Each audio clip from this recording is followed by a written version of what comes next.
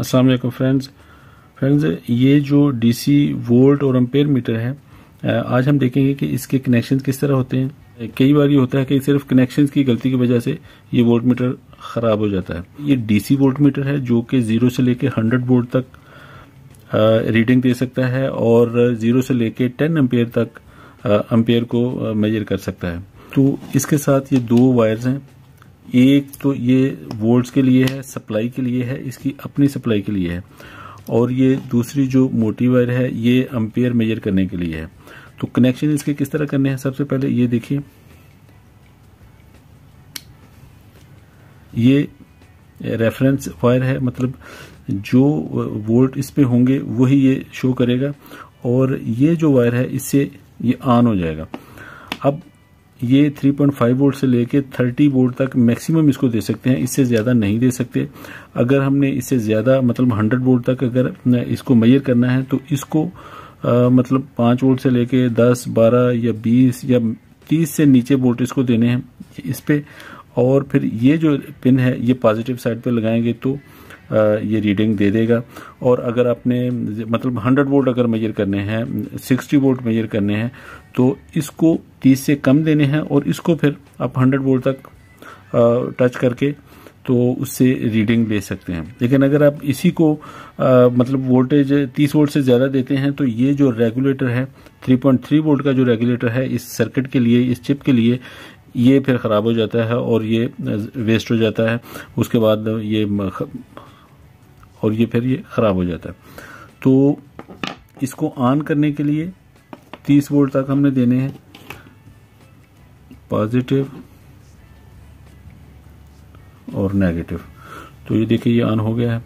अब ये जो फ्लिकरिंग कर रहा है ये इसकी, क्योंकि ये इसके जो डिजिट हैं बहुत तेज़ी के साथ ये ऑन ऑफ हो रहे होते हैं, तो कैमरे में इस तरह ये फ्लिकरिंग कर रहा होता है, लेकिन नॉर्मल जब हम इसको देखते हैं तो ये बिल्कुल नॉर्मल शो होता है। तो अब ये देखिए ये ऑन हो गया है। अब वोल्टेज अगर हमने मेजर करने हैं तो ये जो रेफरेंस पिन है इसको पॉजिटिव के साथ हम लगाते हैं तो ये वोल्टेज शो कर देगा, ठीक है। अब अगर वोल्टेज बढ़ाते जाएं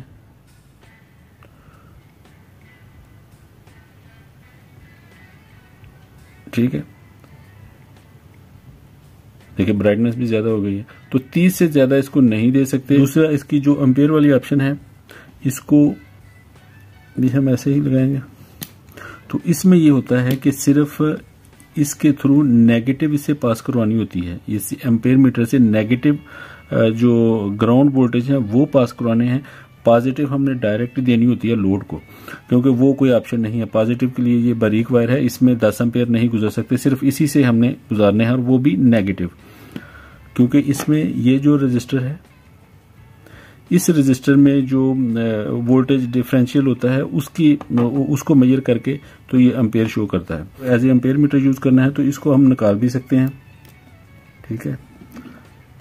तो इससे हम नेगेटिव दे देंगे, ठीक है। वोल्टेज की भी मैं इसी के साथ दे देता हूं,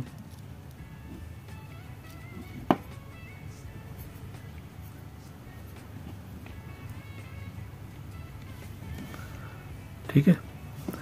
अब ये जो साइड है ये नेगेटिव है, ये ब्लैक वायर जो मोटी वाली है इससे नेगेटिव इन हुआ है और यहां से हमने नेगेटिव लेना है लोड के लिए, और पॉजिटिव जो है वो डायरेक्ट,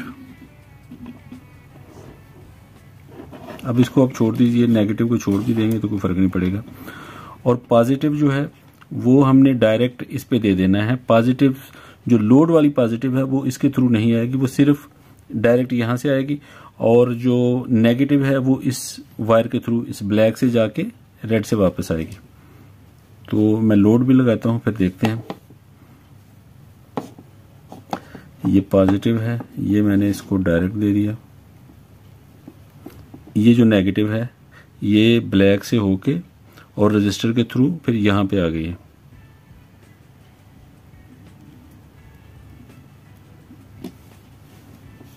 तो ये देखिए